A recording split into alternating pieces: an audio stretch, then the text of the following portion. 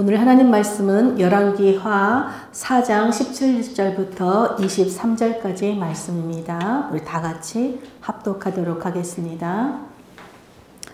여인이 과연 잉태하여 한 해가 지나 이때쯤에 엘리사가 여인에게 말한 대로 아들을 낳았더라. 그 아이가 자라매 하루는 추수꾼들에게 나가서 그의 아버지에게 이르렀더니 그의 아버지에게 이르되 내 머리야 내 머리야 하는지라. 그의 아버지가 사환에게 말하여 그의 어머니에게로 데려가라 하매 곧 어머니에게로 데려갔더니 낮까지 어머니의 무릎에 앉아 있다가 죽은지라.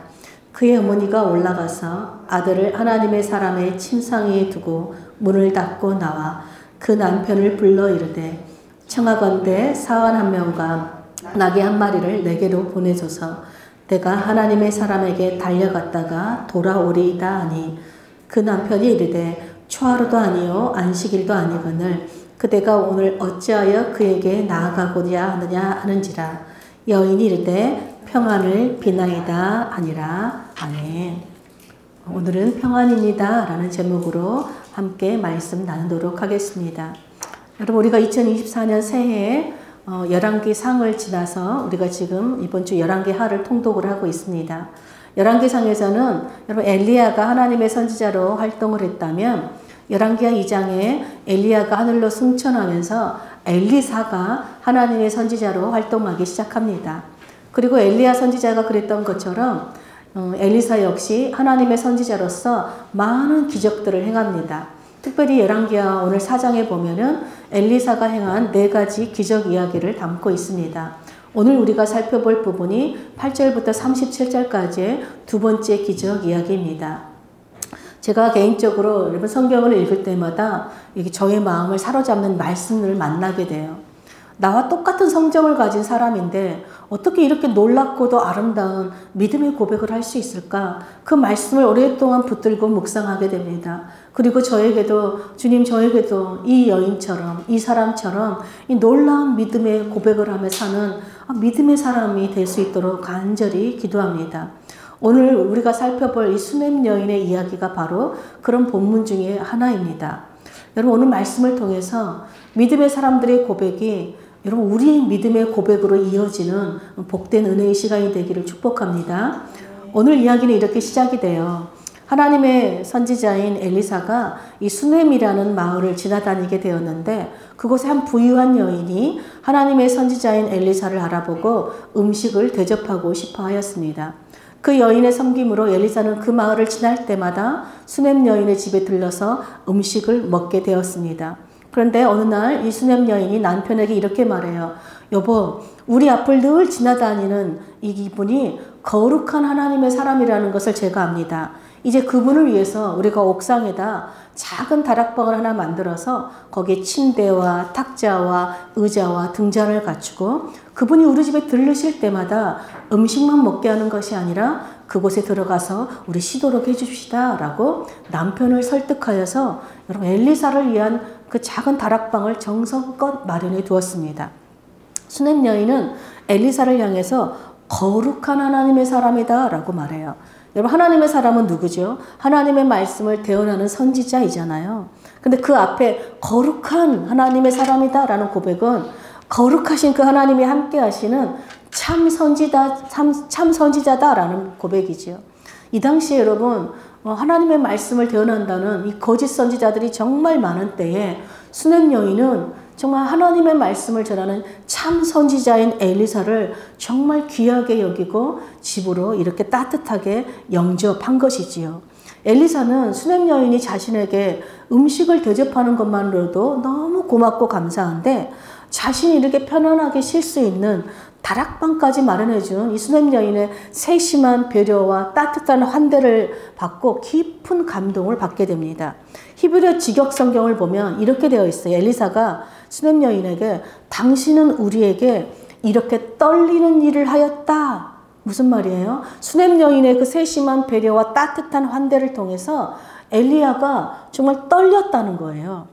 여러분 우리가 언제 온몸이 떨리는 막 전율을 느끼는 그런 경험을 하게 될까요? 바로 거룩하신 하나님의 임재를 경험할 때, 살아계신 하나님을 경험할 때 우리는 전율이 느끼죠. 내 모든 형편과 그 마음의 사정을 아시고 내가 얼마나 고단한지 힘든지 쉬고 싶은지 어떻게 하나님이 이렇게 아시고 세심하게 돌봐주시는지 그 하나님의 따스한 손길을 경험했을 때 우리는 여러분 하나님을 경외하는 마음으로 떨고 전율하게 돼요. 여러분들은 그런 경험을 하신 적이 있으십니까? 저도 늘 하나님께서 좀 어떻게 내 필요를 아시고 이렇게 채워주시는지 좀 하나님의 따스한 손길을 경험할 때마다 제가 주님 앞에 이렇게 고백합니다. 주님, 주님은 정말 저를 떨게 하시는 분이십니다. 라고 고백해요. 또 수냄 여인처럼 우리에게 그렇게 세심한 배려와 함대를 해주는, 섬겨주는 사람들을 만날 때마다 제가 하나님의 따스한 손길이 되어주셔서 너무 감사합니다. 라고 고백합니다. 여러분, 엘리사의 이 고백을 통해서 무엇을 알 수 있습니까? 우리가 누군가의 필요를 보고 나와 아무 상관이 없다라고 지나치는 것이 아니라 내가 할 수 있는 만큼 아주 작은 섬김을 할 때 그것이 누군가에게는 여러분 거룩하신 하나님의 손길, 하나님의 따스한 그 임재를 경험하는 떨리게 하는 일이 된다는 것이에요. 여러분 믿으십니까? 그러므로 저와 여러분, 늘기쁨교회 모든 성도들은 누군가의 필요가 보일 때 나와 상관이 없다라고 지나치는 것이 아니라 내가 할 수 있는 작은 것만큼 서로를 섬기고 다른 사람을 섬김으로 우리가 서로에게 살아계신 그 하나님의 따스한 손길을 경험시켜주는 그 떨리게 하는 일을 하는 거룩한 하나님의 사람들로 사시기를 축복합니다. 여러분, 엘리사는 수냄 여인의 이 떨리는 세심한 배려에 자신도 수냄 여인을 위해서 무언가를 해주고 싶어 해요. 그래서 사원을 시켜서 내가 부인을 위해서 무엇을 좀 해주면 좋겠습니까?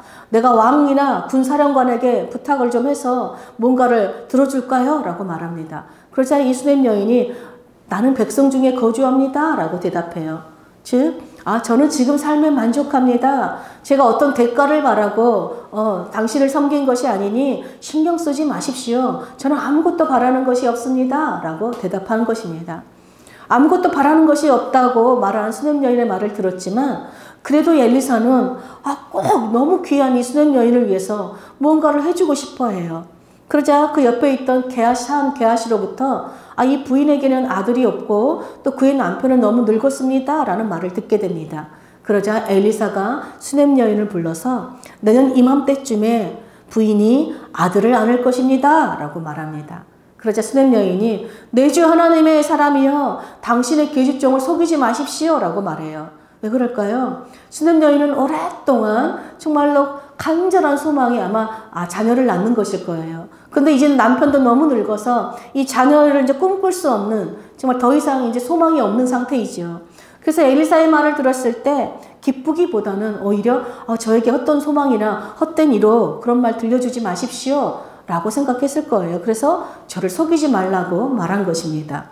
그런데 어떻게 되었습니까? 오늘 우리 17절 보니까 엘리사가 말한 대로 수냄 여인이 다음 해에 아들을 낳게 되었다라고 말씀합니다. 여러분, 엘리사가 수냄 여인의 그 섬김을 통해서 떨리는 하나님의 따스한 손길을 여러분 경험한 것처럼 이 수냄 여인 또한 엘리사가 선포한 말씀대로 이루어진 것을 보고 떨리는 하나님의 손길을 여러분 경험하게 된 거예요. 그리고 주님을 믿는 자들에게는 능치 못함이 없구나. 살아계신 하나님의 말씀은 능치 못함이 없는 말씀이다 라는 것을 이 수냄 여인은 깨닫게 되었습니다. 그리고 수냄 여인은 아이와 남편과 함께 오랫동안 행복하게 잘 살았습니다 라고 이렇게 이야기가 끝나면 얼마나 좋겠어요. 그런데 어떻게 이야기가 시작됩니까? 그 하나님의 은혜의 선물로 받은 이 아이가 자랐어요. 어느 날 자라서 아버지가 추수하는 그 일터에 그 밭에 나갔습니다. 그런데 갑자기 이 아이가 아이고 머리야 머리야 하면서 머리가 아프다고 비명을 지르기 시작했어요. 그저 이 아버지가 일꾼에게 아이를 안아서 빨리 어머니에게 데려다 주어라 라고 말합니다. 그리고 그 아이는 수냄 여인의 무릎에서 낮까지 계속 머리가 아프다고 끙끙거리다가 결국 여러분 숨을 거두고 말았습니다. 여러분, 아들의 갑작스런 이 죽음에 이런 수냄 여인의 마음이 얼마나 괴롭고 참담하겠습니까?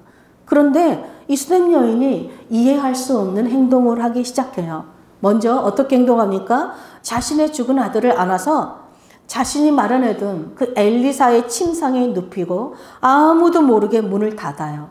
여러분, 자신의 아이가 누워있던 침상이 아니라 왜 엘리사의 침상에 아이를 눕혀두었을까요?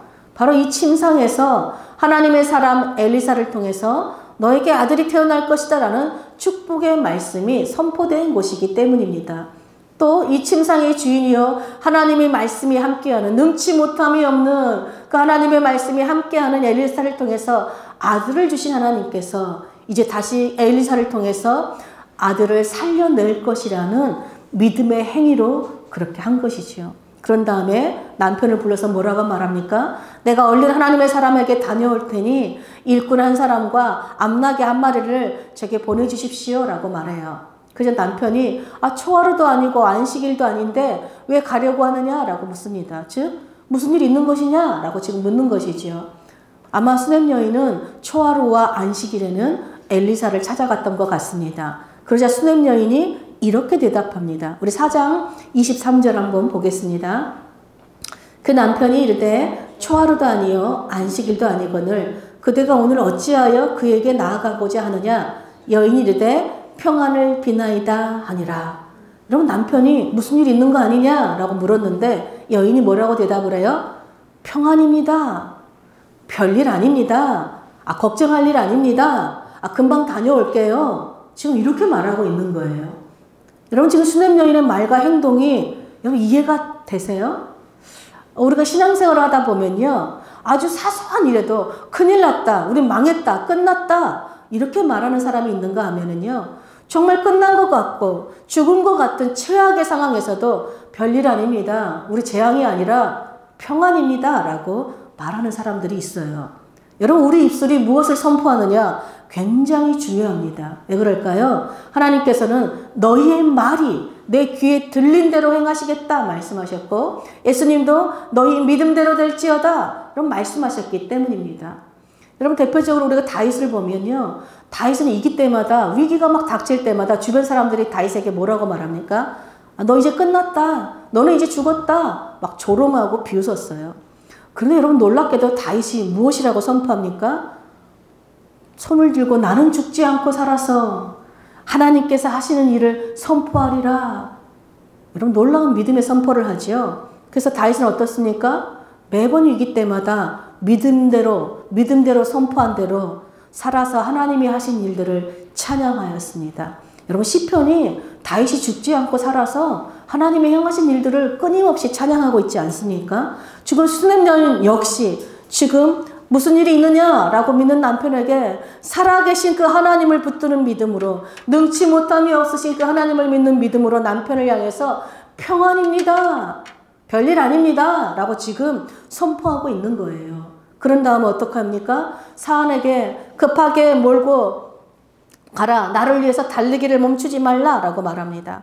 그리고 엘리사가 있는 갈멜산을 향해서 달려가요. 엘리사는 여러분 멀리서 수넴 여인이 달려오는 것을 발견합니다. 그리고 엘리사도 오늘 초하루도 아니고 안식일도 아닌데 수넴 여인한테 무슨 일이 있는 건가? 왜 나한테 지금 찾아오지 하고 사환인 게하시를 불러서 달려가서 수넴 여인을 맞아라. 그리고 수넴 여인이 평안한지 남편이 평안한지 아이가 평안한지 물어보아라 라고 말합니다. 게하시가 이 수넴 여인에게 달려가서 물어요. 그런데 수넴 여인이 또 이렇게 대답합니다. 우리 4장 26절 한번 보겠습니다. 너는 달려가서 그를 맞아 이르기를 너는 평안하냐? 네 남편이 평안하냐? 아이가 평안하냐 하라 하였더니 여인이 대답하되 평안하다 하고. 여러분 지금 게하시의 질문에 수넴 여인이 뭐라고 말해요? 역시 평안입니다. 아무 일 없습니다. 라고 지금 대답해요. 수넴 여인은 지금 누구에게도 자신의 마음의 고통과 괴로움을 드러내지 않고 숨기고 있어요. 그런데 누구에게 토해냈습니까? 마침내 엘리사 앞에 도착해서야 여러분 수넴 여인은 엘리사의 발을 붙듭니다. 여러분 우리가 너무 막 절박할 때 뭐라고 말하죠? 바짓가랑이라도 붙잡고 싶은 심정이다 라고 표현하잖아요. 지금 수넴 여인은 그런 간절한 절박함으로 여러분 도착하자마자 엘리사의 발을 붙어 부여잡은 것입니다. 지금 여러분 엘리사에게 예의를 차릴 그런 정신이 없는 것이죠. 그런데 이런 수넴 여인의 모습을 보고 게하시가 이러지 말라고 이게 어떻게 이렇게 무례한 행동을 합니까? 하고 수넴 여인을 밀쳐내려고 합니다. 그자 엘리사가 그녀를 내버려 두어라. 그녀의 마음에 쓰라린 괴로움과 고통이 있는데 여호와께서 내게 알리지 않고 숨기셨다라고 말합니다. 여러분, 게하시는요, 쓰라린 고통과 괴로움으로 막 정신없이 달려와서 여러분 엘리사의 발을 부여잡는 수냄 여인의 모습을 보면서요, 이 여인의 마음에 관심이 없어요. 수냄 여인의 고통이 자신과 아무 상관이 없는 것이에요. 그러나 엘리사는 평소와 너무나 다른 이 수냄 여인의 행동을 보고 그녀의 영혼에 괴로움이 가득한 것을 보고 그녀의 돌발 행동에도 있는 모습 그대로 따스하게 받아주고 있습니다. 수냄 여인이 엘리사의 발을 붙잡고 여러분 울부짖어요. 내가 언제 내 주께 아들을 구하였습니까? 제게 헛된 희망 주시지 말라고, 저를 속이지 말라고 저에게 제가 말씀드리지 않았습니까? 근데 왜 저에게 이런 고통을 주시니까? 엘리사에게는 괴로움을 막 쏟아내기 시작합니다. 여러분, 엘리사는 수냄 여인의 아들이 잘못되었음을 알고 게하시를 보내요. 게하시를 보내면서 네 허리를 묶고 나의 지팡이를 손에 들고 가라. 사람을 만나거든 인사도 하지 말고, 사람이 너에게 인사를 건넬지라도 대답도 하지 말고 나의 지팡이를 그 아이의 얼굴에 빨리 갖다 놓으라 라고 말해요. 한마디로 쉬지 말고 달려가서 아이를 살리라 라고 말한 것입니다. 그런데 엘리사가 자신은 가지 않고 게하시만을 보내자 수냄 여인이 엘리사에게 뭐라고 말합니까? 우리 4장 30절 한번 보겠습니다. 아이의 어머니가 이르되 여호와께서 살아계심과 당신의 영혼이 살아계심을 두고 맹세하노니 내가 당신을 떠나지 아니하리이다. 엘리사가 이에 일어나 여인을 따라가니라. 여러분, 게하시를 보내는 엘리사에게 수냄 여인이요 선포하는 거예요. 당신이 직접 가지 않으면 나도 가지 않겠습니다. 여러분, 왜 이렇게 말하는 걸까요? 여러분, 수냄 여인에게 거룩하신 하나님의 사람은 게하시가 아니라 여러분 엘리사이기 때문에 그래요.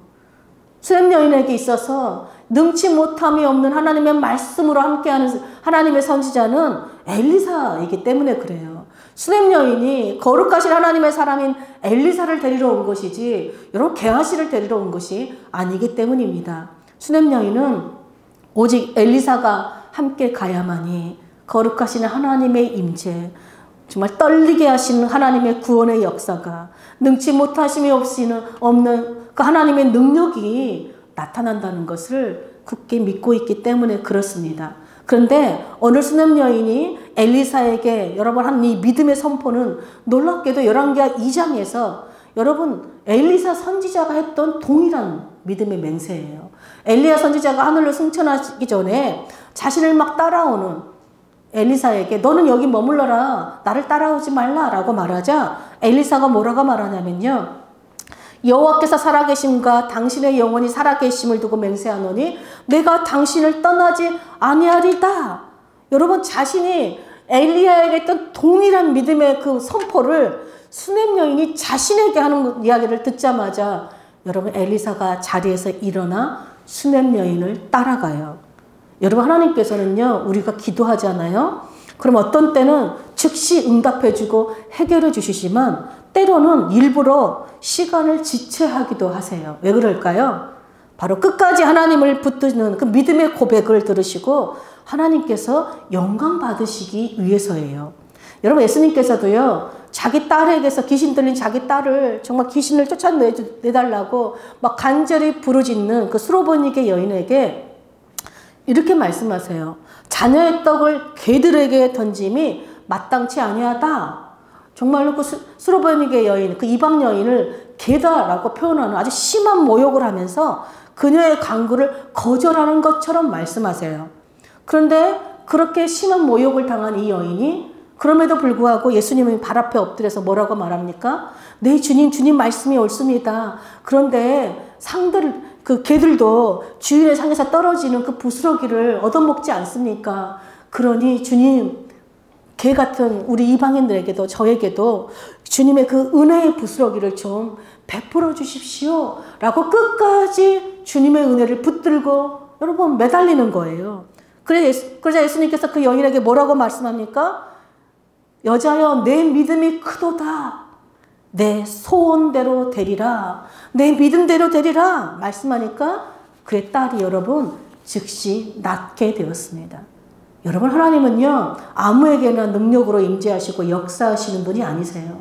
예수님은 수로보니게 여인의 그 믿음대로, 믿음의 고백대로 역사된다 하신다는 것을요, 그 제자들과 그 주변의 수많은 무리들에게 보여주시기 위해서 일부러 그렇게 말씀하신 거예요. 즉 제자들에게 너희도 좀 이 여인의 믿음을 보고 배우라. 이런 믿음의 고백을 좀 선포하라. 라고 가르치고 계시는 것이죠. 마찬가지로 지금 하나님께서는 이 수냄 여인의 믿음의 고백을 받으시고 이 여인의 믿음대로 역사하심을 보여주시기 위해서 여러분 엘리사에게조차도 그녀의 괴로움을 숨기셨을 뿐만 아니라 이제 게하시를 먼저 보내신 것이죠. 여러분 우리의 이 믿음의 고백을 많은 믿음의 사람들이 고백하는 걸 보고 아 이건 이 사람의 믿음이지 뭐 나와 상관없지. 여러분 그러면요 우리에게 어떤 역사도 일어나지 않는 거예요. 여러분 수냄 여인의 믿음은요 정확했어요. 게하시는 엘리사가 시키는 대로 허리를 묶고 엘리사의 지팡이를 들고 그 아이의 얼굴에 놓았어요.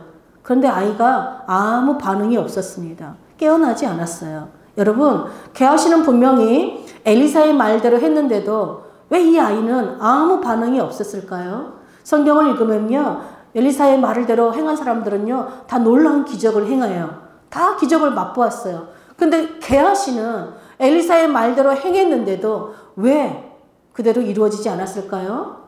게하시에게는 여러분 아무 반응이 없는 믿음대로 되어진다는 이 믿음이 없었기 때문에 그래요. 게하시는 엘리사의 사람으로서요 선지자 옆에서 가장 가까이에서 계속해서 선지자가 선포되는 능치 못함이 없으시는 하나님의 말씀을 들었어요. 그리고 하나님의 임재와 많은 기적들도 직접 눈으로 보았습니다. 그런데 그것이 나의 믿음으로 고백되어지지 않은 거예요. 나의 믿음으로 이어지지 않는 거예요. 아, 저거는 엘리사가 행하고 수냄 여인의 믿음이지 나의 믿음이 아닌 것입니다. 여러분 무엇을 보고 알 수 있어요? 수냄 여인의 그 떨리는 고통을 보고도 함께 아파하고 함께 울어주기보다는요 밀쳐내잖아요. 게하시는 다른 사람의 아픔에는 아무 반응을 하지 않는 냉혈한 신앙을 가지고 있는 거예요. 게하시는 엘리사의 입에서 선포되는 그 살아있는 하나님의 말씀, 능치 못함이 없는 하나님의 말씀을 붙드는 그런 신앙이 아니라 엘리사의 지팡이를 붙드는 신앙인 거예요. 그냥 기적만을 바라는 신앙이에요. 수냄 여인의 그 애타는 심령으로 한마음이 되어서 정말 그 한마음으로 달려가서 하나님께 간구하고 그 아이가 살아나기를 간절한 마음으로 그 지팡이를 갖다 댄 것이 아니라 그저 엘리사의 지팡이만 갖다 대면 깨어날 것이라 생각한 것입니다. 그리고 이것이 뭐예요? 바로 아무런 믿음의 반응이 없는 불신앙인 것이지요. 그런데 뒤이어서 도착한 엘리사는 여러분 어떻게 합니까? 32절부터 35절을 보면요. 엘리사는 수냄 여인의 집에 도착해서 자기 침상에 눕혀있는 아이를 보고 들어가서 문을 닫고 하나님께 기도하기 시작해요. 수냄 여인의 그 간절한 심정으로 한마음이 되어서 이 아이들을 살려달라고 하나님께 매달리기 시작합니다.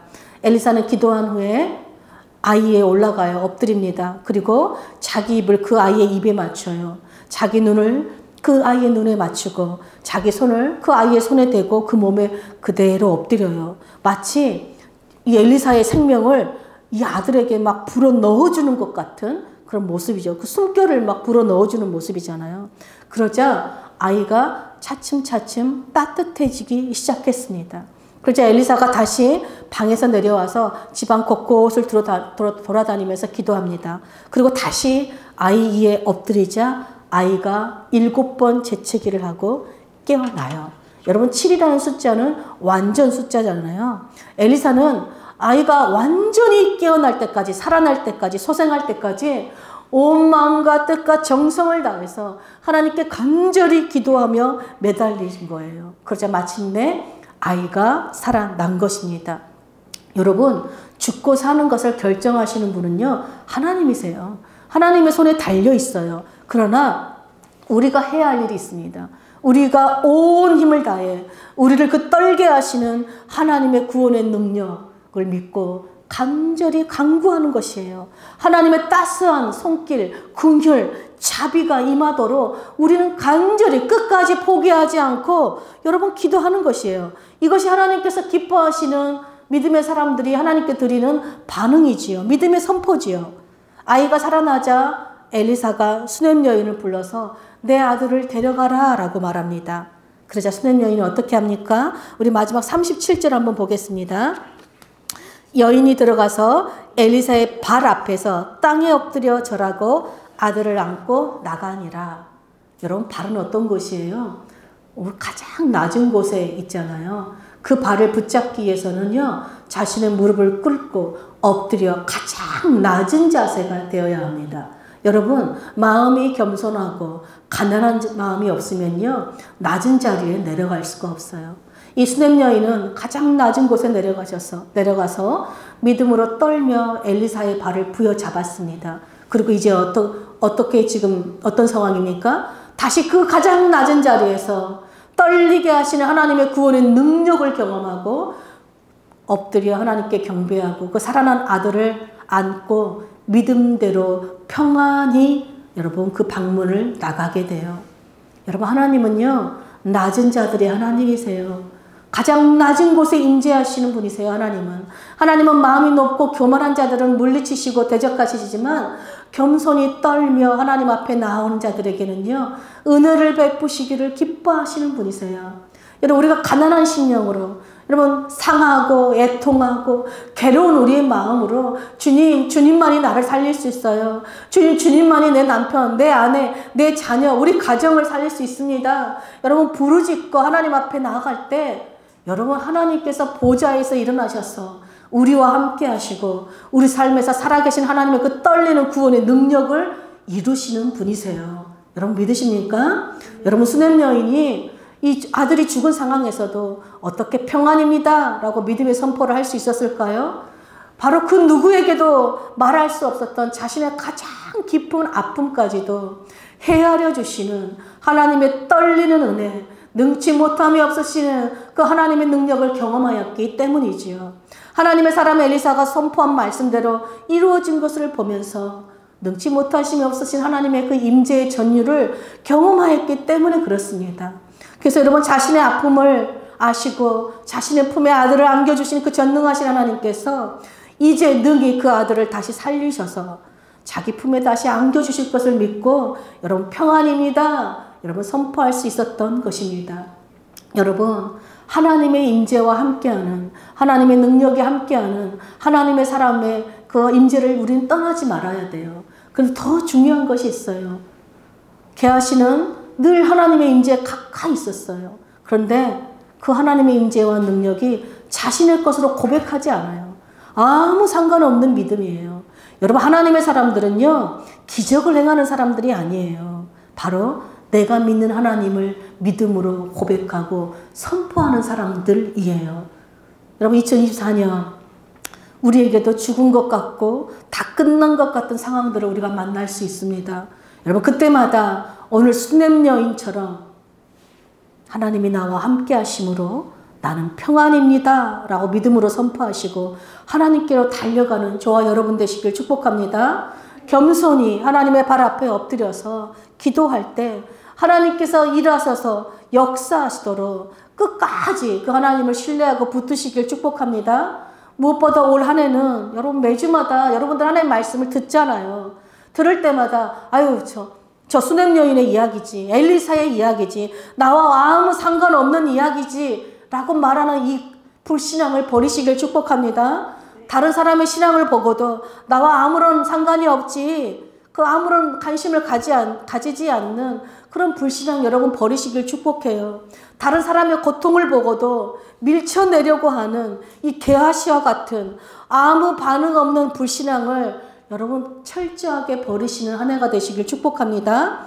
대신에 엘리사처럼 오늘 수넴 여인처럼 여러분 다른 사람의 필요가 보일 때 아무 대가 없이 세심하게 배려하고 한대함으로 여러분 하나님의 따스한 손길, 그 떨리게 하는 놀라운 은혜를 경험시켜주는 그런 신앙, 또 성경의 수많은 믿음의 사람들의 믿음의 고백이 나의 고백으로 선포하는, 그래서 오늘 수넴 여인이 어떤 상황에서도 나는 평안입니다 라고 선포한 것처럼 우리도 그렇게 선포하는 신앙이 되길 축복합니다.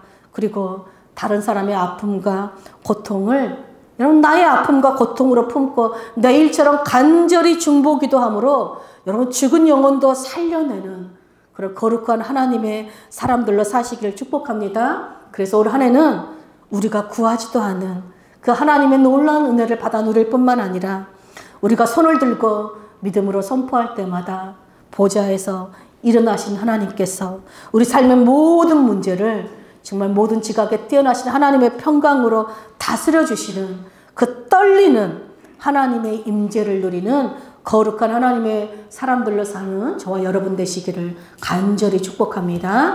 아멘.